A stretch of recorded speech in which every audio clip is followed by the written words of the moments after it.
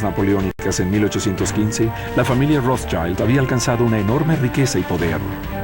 Nathan y James, como jefes de las sucursales inglesa y francesa de la banca familiar, habían llegado a convertirse en dos de los hombres más ricos de Europa. Lamentablemente, el patriarca de la familia, Mayer Amschel, no vivió lo suficiente para verlo. Falleció en 1812, antes de llegar a los 70 años. Sin embargo, su legado perduró. Un acuerdo al que él llegó con sus 5 hijos 2 años antes de su muerte preservaría el negocio, pero estipulaba ciertas condiciones. El negocio, la casa de Rothschild, no sería dividido entre los hijos. Tenía que permanecer como una entidad. Cada hijo tenía una parte. No había lugar para las mujeres. Los sucesores tenían que ser varones. No había lugar para extraños, ni para yernos. Y tampoco había lugar para no judíos. Sin embargo, los Rothschild se empeñaron tanto en mantener el negocio dentro de la familia que incluso empezaron a casarse entre ellos mismos. Era difícil tener que entregar una dote a una hija. Era menos doloroso si la dote se la entregabas a tu hermano o tu primo, que eran tus socios. James, en Francia, se casó con su sobrina Betty. Y el hijo de Salomón, Ansel Salomón, se casó con su prima Charlotte. De 18 matrimonios, 16 fueron entre ellos mismos. La esposa perfecta de un Rothschild era una Rothschild. Con la sociedad asegurada, los hijos se expandieron por Europa para crear el primer banco multinacional del mundo.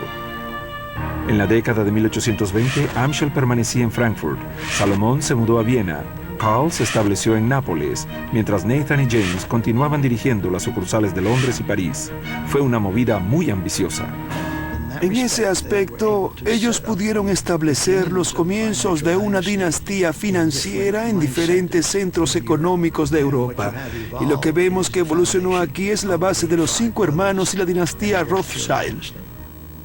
Pero su rápido ascenso al poder y la naturaleza transnacional de su negocio también originó rumores antisemitas de agendas ocultas y siniestras teorías de conspiración. Gran parte de los mitos que se tejieron alrededor de esta familia tenían que ver con su influencia nefaria, ya que eran una poderosa familia judía. Esto era inacabable y pernicioso. Mucha gente sentía que no se podía confiar en ellos. ¿Cuál era su motivación real? ¿Estaban realmente interesados en ser ciudadanos franceses o sentían una mayor lealtad hacia el imperio austrohúngaro porque era donde vivía el resto de la familia? De todos los países europeos, la vida era más fácil para los judíos en Francia, donde desde la Revolución de 1789 les habían dado a los judíos todos los derechos civiles. James y su esposa Betty aprovecharon completamente su aceptación social. Betty Rothschild era una gran anfitriona. Su francés era impecable, sus modales y su porte eran muy sofisticados, y a los franceses les gustaba. Por ejemplo, fue ella quien lanzó la carrera de Chopin en París. Después de serle concedido el título de barón en 1822, junto con sus 4 hermanos, James se transformó en el barón de Rothschild. James también se vio beneficiado por su amistad con un joven de la nobleza, Luis Felipe. Después de las turbulencias de la Revolución de 1830 en Francia, Luis Felipe, perteneciente a la baja nobleza, se convirtió en rey. Ya que las finanzas del recién nacido gobierno eran inestables, se le pidió a James que concediera algunos préstamos que garantizaran cierta estabilidad. Una vez más, los Rothschild se habían beneficiado de una conexión influyente. Luis Felipe hacía todas sus operaciones bancarias personales con James Rothschild. Luis Felipe se había criado parcialmente en Inglaterra y estaba mucho más abierto a nuevas ideas en cuanto a la industria y a la banca, y veía a Rothschild como un hombre muy capaz. Pero a pesar de ser agasajado como francés, James también era muy influyente en la comunidad judía, donando de manera anónima enormes cantidades para apoyar escuelas, hospitales y sinagogas. Ellos ayudaban a la comunidad judía, pero en la vida diaria no frecuentaban a tantos judíos, ni siquiera a las prominentes familias judías burguesas. Más que todo se inclinaban hacia los aristócratas, así que él era como un rey de los judíos en Francia, pero un rey muy distante. En la década de 1840, James guió a la familia hacia la industria pesada al ver el potencial financiero de la producción impulsada por vapor.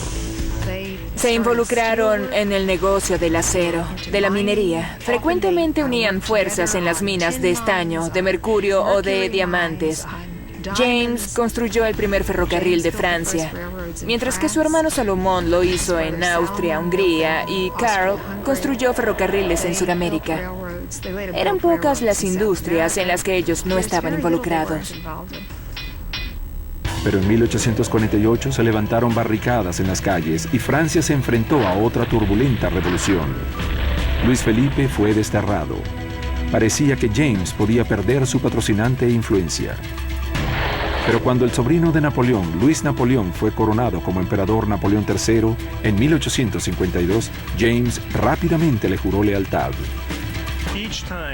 Cada vez que había cambios radicales en el gobierno de Francia, lo único permanente y persistente era el dominio del barón James.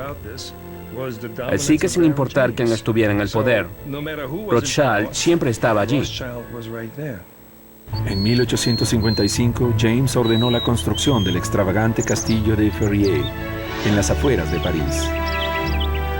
Cuando se enteró de que uno de sus primos había contratado al gran arquitecto Paxton para que le construyera una casa de campo, llamó a Paxton y le dijo: «Constrúyeme una casa como Mandmore, que era la casa de su primo, pero hazla más grande». Considerado el más importante castillo de la época, tenía espacio para 100 sirvientes, 80 caballos y un sistema ferroviario subterráneo que transportaba la comida caliente hasta el comedor. El castillo estableció a James como un miembro principal de la aristocracia. Incluso el emperador Napoleón solicitó una visita. Así que le ofreció una gran recepción. Por supuesto, cuando Napoleón llegó, plantó un gran árbol, lo que era clásico. Le ofrecieron un suntuoso almuerzo y luego hubo una gran cacería en la que se mataron 900 faisanes. Así que este fue como el cenit de la carrera social de James. Si consideramos que el barón James creció en el barrio judío de Frankfurt y que fue un niño judío que tenía que bajarse de la calzada si veía a un cristiano venir, este es el mismo hombre que de adulto fue de cacería con el emperador. Pero su opulento estilo de vida había afectado la salud de James. Afectado de gota y cálculos biliares, falleció de ictericia en 1868. Fue el último de los 5 hermanos en fallecer, el último de los 5 de Frankfurt que salieron del barrio para instalarse en el corazón de la sociedad europea. La familia había recorrido un largo camino, pero la siguiente generación de Rothschild abordaría el último bastión de poder, el propio gobierno.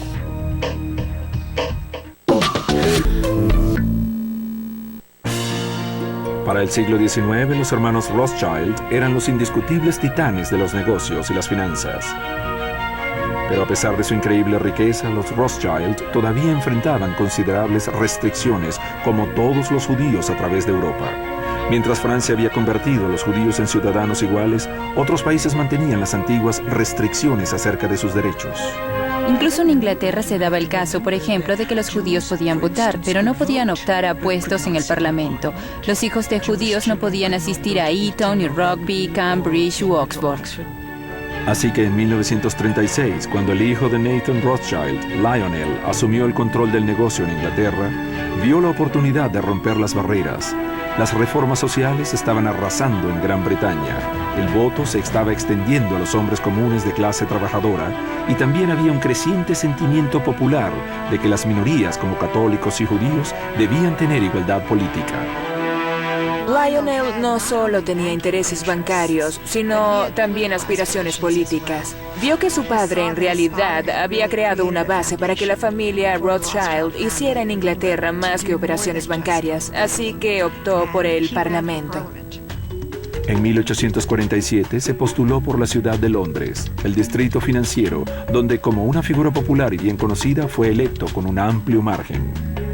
Pero había un requisito para ejercer el cargo que como judío Lionel no podía cumplir. A Lionel se le pidió prestar el juramento que todos los nuevos miembros debían prestar, y era en su fe como cristiano, pero de manera muy razonable él dijo: en plena conciencia, yo no puedo prestar ese juramento. Volvió a postularse, volvió a ganar y una vez más le negaron el asiento. Ganó todas las veces y ninguna de las veces el oficial a cargo reconoció su elección. Así que incluso a ese nivel tan privilegiado, los Rothschild enfrentaron el antisemitismo. Después de 10 años se encontró una adaptación y Lionel finalmente pudo ocupar su asiento con un juramento modificado. Como miembro del Parlamento, Lionel era un verdadero caballero inglés. Agasajaba a la crema innata de la sociedad inglesa en su mansión de Piccadilly y sus 3 hijos, Natty, Alfred y Leopold, construyeron señoriales mansiones en el campo.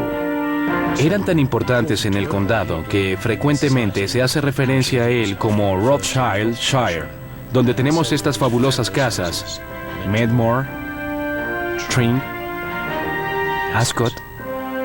Pero la casa de un primo, Ferdinand, situada en las cercanías, opacaba a todos los demás castillos de los Rothschild. Creo que la más fabulosa de todas era Waddesdon Manor. El barón Ferdinand poseía increíbles colecciones de todo tipo de cosas, desde tapetes hasta muebles franceses del siglo XVIII y maravillosos cuadros. En Waddesdon, nada que no fuera lo mejor era suficiente. Ferdinand tenía la más fastuosa casa, pero fue Lionel, con sus conexiones políticas, quien pudo asumir el liderazgo en los asuntos del mundo. En 1874, el gobierno británico había comenzado a preocuparse por su acceso al Canal de Suez, una ruta marítima esencial hacia el imperio en India y el sur de África. Los dueños egipcios del canal estaban teniendo dificultades financieras. Alguien tendría que avalar a los egipcios para que el canal de Suez no se fuera a la bancarrota. El primer ministro británico, Benjamin Disraeli, alarmado ante el potencial control de los franceses, decidió comprar acciones. El problema, eso le costaría 4 millones de libras. Acudió a la reina y quería decir que Inglaterra debía actuar, pero que no podía garantizar los 4 millones de libras, porque el Parlamento no estaba en sesión. Entonces, acudió donde su amigo Lionel Rothschild.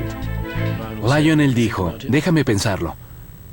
Y a la mañana siguiente envió un mensaje que decía: ¿tienes los 4 millones? Gran Bretaña pudo responder y asumir el control de sus intereses, y Disraeli pudo enviar a la reina un jubiloso telegrama diciéndole: lo tiene, señora. Fue un golpe certero.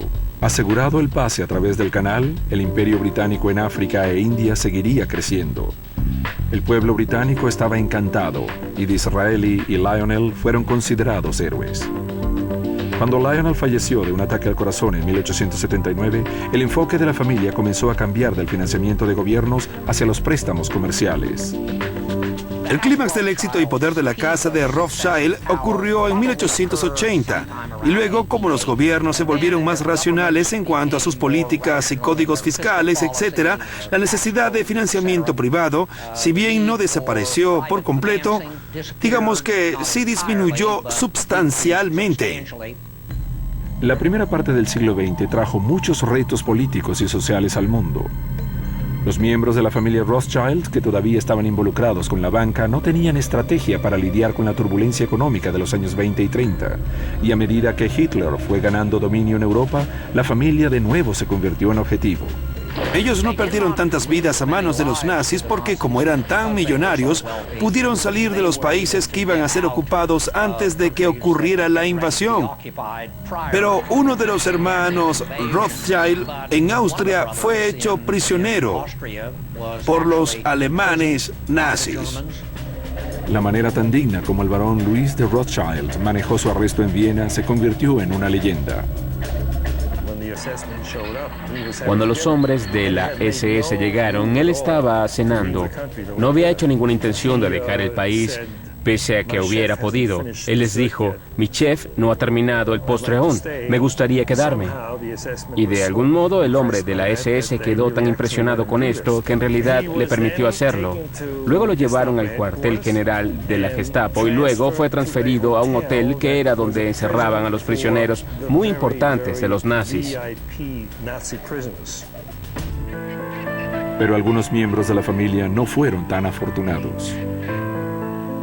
Elizabeth, la esposa de Philippe de Rothschild, quien no era judía, fue deportada por la Gestapo a un campo de concentración donde falleció. Cuando los miembros de la familia huyeron de los nazis, muchos activos de los Rothschild que fueron abandonados simplemente fueron saqueados. La Segunda Guerra Mundial fue un desastre. Sus propiedades, por supuesto, fueron confiscadas por los alemanes en Francia, Austria, Holanda, Bélgica. En todo el continente, sus magníficas casas fueron saqueadas y sus colecciones de arte se las llevaron embaladas en cajas. Lentamente, después de la guerra, los miembros de la familia emprendieron su regreso a casa. Muchos intentaron recuperar lo que les había sido arrebatado. Sus pura sangre fueron devueltos desde Alemania y reclamaron sus colecciones de arte. Bueno, la vida les fue devuelta. Por supuesto, el extravagante estilo de vida nunca regresó, pero ellos recomenzaron su vida.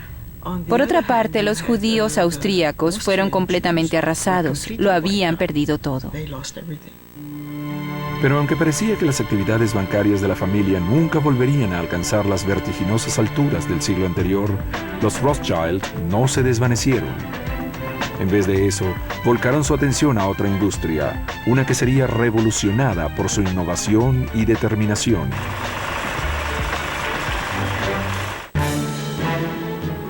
Hoy, el nombre Rothschild es sinónimo en todo el mundo de riqueza, filantropía y clase. Y está inextricablemente ligado a una industria exclusiva, la vinícola. Las dos empresas vinícolas de la familia, Château Lafite y Château Mouton, rivales entre sí, son un fenómeno mundial. De hecho, la marca Mouton Cadet es una de las principales vendedoras de vinos de Borgoña del mundo. La familia se inició en el negocio vinícola como una inversión de bienes raíces en 1853, cuando Nathaniel Rothschild viajó de Londres a París para trabajar para su tío James. Entonces le hablaron de Mouton, que en ese momento se llamaba Mouton Brain, y él fue al lugar y lo compró por poco dinero. Al parecer pudo ver una buena inversión. Renombrado como Chateau Rothschild Mouton, ya era uno de los principales vinos de Borgoña. 15 años más tarde, en 1868, James, el tío de Nathaniel, para no ser menos, compró el viñedo vecino, otra fábrica vinícola de gran calidad llamada Château Lafite. El hecho de que comprara al lado de Mouton y que comprara una propiedad más grande vecina de él, obviamente creó una rivalidad entre las dos ramas de la familia, que al correr de los años, desde entonces, ha sido en parte seria y en parte amigable, pero siempre ha habido esta rivalidad entre las dos propiedades. Château Lafite era una de las grandes vendimias francesas. Ese tipo de cosas que les sirves a tus más importantes invitados en las ocasiones más importantes. Este es el centro de fermentación donde al momento de la cosecha, en septiembre u octubre, llenamos los tanques con las diferentes uvas que produce el viñedo. Pero hubo una distinción crucial entre las casas Lafite y Mouton. En 1855 los vinos franceses fueron clasificados. A Château Lafite y 3 otros vinos le concedieron la etiqueta de Premier Cru o primera clase. A Château Mouton le concedieron la etiqueta Deuxième Cru o segunda clase. Esto enfureció a Nathaniel, pero sería su bisnieto, el barón Philippe, quien emprendería la causa para la reclasificación. Philippe asumió el mando de Mouton y decidió convertirlo en una propuesta mucho más comercial. Con solo 20 años en esa época, ya Philippe era conocido como playboy y corredor de autos de carrera de categoría Grand Prix. Él era muy exuberante, era un hombre que sabía lo que quería, y los Rothschild están acostumbrados a conseguir lo que quieren. Incluso coqueteó con mi esposa, que era muy bella. Puedo decirlo confiadamente. Siendo un recién llegado al exclusivo mundo de los vinos de Borgoña, al instante rompió las reglas. Con la típica claridad de los Rothschild, se dio cuenta de que la calidad del vino estaba siendo comprometida por los embotelladores externos. Hasta ese momento, todo el vino de los viñedos de Borgoña era enviado en barricas hasta la ciudad de Borgoña para ser embotellados por los mercaderes. Philippe decidió que no quería eso. Quería el completo control de su vino, desde el viñedo hasta la botella finalizada, así que decidió embotellar en su propiedad. Pronto, todos los demás viñedos importantes seguirían la iniciativa del barón, pero él también aportaría otras ideas. Bueno, Philippe era un exhibicionista. Vio las ventajas de la publicidad, así que en una época en que las etiquetas apenas existían en los vinos de Borgoña, él pensó en ir un poco más allá y cambiar la etiqueta cada año. Y cada año dejaría que un gran artista diseñara la etiqueta. Así que con los años consiguió a algunos de los mejores artistas como Chagall, Dalí y Picasso. También creó la marca Mouton Cadet, un Borgoña de calidad a bajo costo. Philippe decidió que podía hacer mucho dinero fabricando un vino que la gente común pudiera comprar y de esa manera surgió el Mouton Cadet. El Mouton Cadet tendría tanto éxito que eventualmente habría de adquirir uvas de los viñedos vecinos de la región de Borgoña para satisfacer la demanda. Y en 1973, Philippe vio cumplido su anhelado deseo, la reclasificación para su vino insignia. Una de las ambiciones de Philippe cuando asumió el mando en los años 20 fue que revisaran la clasificación. Así que en 1973, Mouton se convirtió en un vino de primera clase por orden del presidente de la República de Francia. Es el único cambio que alguna vez se ha hecho a esa clasificación, y creo que será el único cambio que alguna vez se le haga, y solo un Rothschild podría haberlo hecho. Cuando el barón Philippe falleció en 1988 a la edad de 85 años, la propiedad de Mouton fue heredada por su hija Philippine. Ella también ha tenido mucho éxito, casi duplicando el volumen de la producción a 2.100.000 botellas en el año 2000 y expandiendo su negocio por todo el mundo con inversiones en Chile y California. Mientras tanto, la casa Lafite fue asumida por el barón Eric en 1974. Él también ha expandido su negocio comprando viñedos en Argentina, Chile y Portugal. Pese a que la rivalidad persiste entre las dos casas, el combate es amistoso y las relaciones son positivas.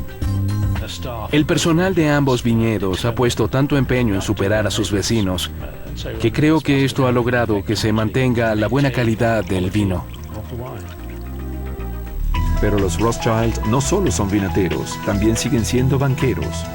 En sus sedes de Londres y París se han esforzado por mantener las tradiciones familiares en tiempos de cambio. En los 80, las tensiones resultantes llevarían a una venenosa contienda bancaria que dividiría a padre e hijo.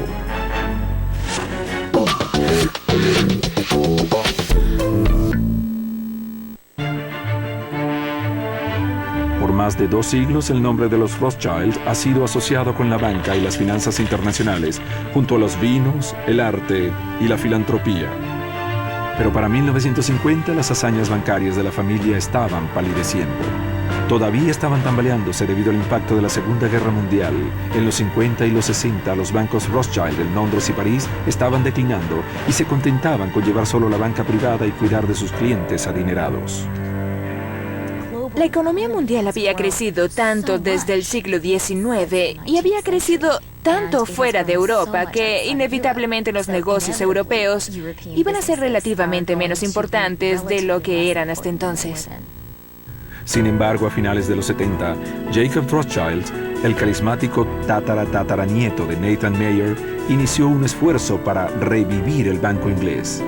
Impresionado por el crecimiento de agresivos bancos de inversión estadounidenses como Merrill Lynch y Goldman Sachs, quiso expandirse abriendo el sacrosanto negocio familiar a inversionistas externos. Lo que Jacob quería era que la casa de Rothschild se uniera a los grandes nombres de la banca de inversión, transformarse en una estructura de propiedad pública. Él quería salir al mercado para crear grandes mesas de inversión para negociar títulos valores, deudas, acciones y todo tipo de cosas.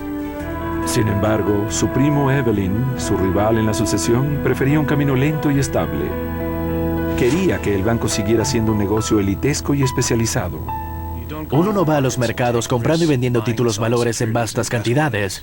Tú no arriesgas tu dinero en esos títulos. Mantienes tu capital a un mínimo, no asumes riesgos y vendes tu asesoría a otras personas por un honorario muy alto. La visión de Evelyn prevaleció al final y Jacob perdió su batalla por el control del negocio familiar. En una extraordinaria movida, el padre de Jacob, Victor, apoyó a su sobrino Evelyn en contra de su hijo. Esta lucha de poderes causó una gran grieta en la familia, la primera gran división desde la creación del banco familiar en el siglo XVIII. Jacob se fue, llevándose su negocio con él y fundando el fondo de inversión Rothschild.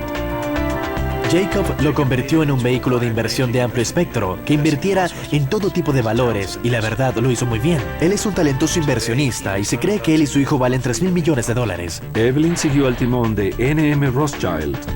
Su visión de un negocio especializado también fue lucrativa, pues los grandes bancos de inversión perdieron atractivo. Muchas corporaciones están acudiendo a negocios especializados más pequeños para pedir asesoría, bajo la creencia de que no están contaminados por los conflictos de intereses que existen cuando una firma asesora, compra y vende en el mercado. Mientras tanto, al otro lado del canal, el banco francés también atravesaba sus propios problemas. Había sido manejado desde 1944 por el enérgico Guy de Rothschild, quien había reconstruido el imperio empresarial, diversificándose desde el manejo de inversiones hasta los depósitos con bancos en toda Francia. El barón Guy era la encarnación del aristócrata francés, delgado, con impecable gusto, dueño de las colecciones de los mejores pintores. Pero en 1981 el gobierno socialista de François Mitterrand dio un paso extraordinario. Nacionalizó el banco, por lo que pasó a ser propiedad del Estado y a ser manejado por este. Pese a que lo compensaron bien, Rothschild estaba devastado. Lo había perdido todo durante la guerra y luego volvió a perderlo todo en 1981. Así que dijo que ya era suficiente, que se iba. Esto significa la destrucción, si se quiere, de mis 40 años de vida profesional y de lo que he construido con mis socios durante ese tiempo. Él pensó que debido a su nombre y su reputación y su dinero, estaban exentos. Guy se mudó temporalmente a Nueva York, pero al final regresó a Francia, una vez que cambiaron las políticas socialistas, esperando junto a su hijo David volver a abrir el banco. Un logro increíble, particularmente de David Rothschild, fue que pudo reconstruir el banco francés comenzando con muy poco. Ni siquiera les permitieron usar el nombre de la familia para empezar, aun cuando tenían la reputación y las conexiones que ciertamente ayudaron.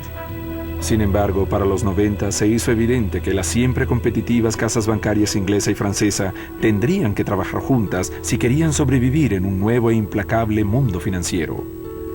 En 2003, y por primera vez desde que Nathan y James de Rothschild colaboraron para derrotar a Napoleón en 1815, los dos bancos se fusionaron.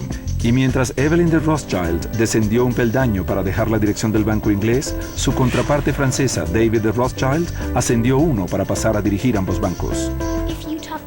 Si hablas con Evelyn de Rothschild, lo que él ve como uno de sus grandes logros es haber unido las ramas francesas y británica de la familia. Y al menos un miembro de la última generación mantiene la llama encendida para el futuro. Nat Rothschild es socio del equipo de inversiones rápidas con sede en Londres, que es el fondo de inversiones de su padre Jacob, valorado en $93,000 millones. Y también ha tenido un enorme éxito manejando el creciente fondo de inversiones Atticus Capital. Particularmente ha encontrado su nicho asesorando a los nuevos super ricos de Rusia. Creo que demuestra un interesante espíritu y empresarial y la disposición de lanzarse a la aventura de una manera que no se esperaría de una antigua y establecida familia.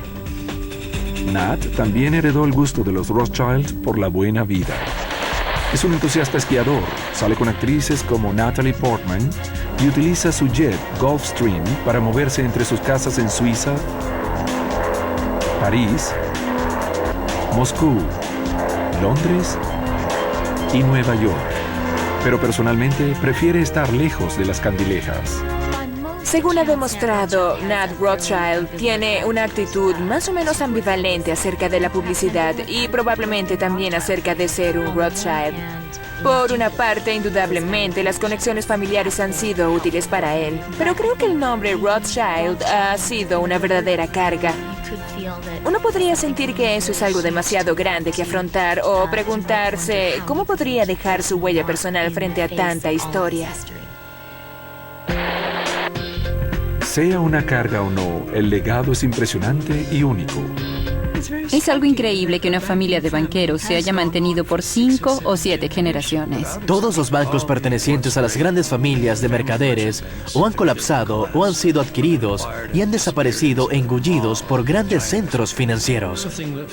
Lo que más me fascina acerca de la familia Rothschild no es su increíble riqueza ni su capacidad y empuje financiero, sino esa suprema inteligencia y los talentos que se han revelado de generación en generación.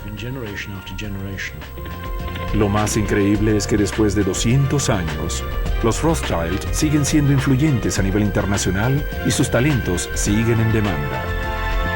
Con los mercados financieros extremadamente sofisticados que tenemos ahora, tener a un Rothschild asesorándote es algo que da mucha confianza. Ese es el valor de una marca familiar.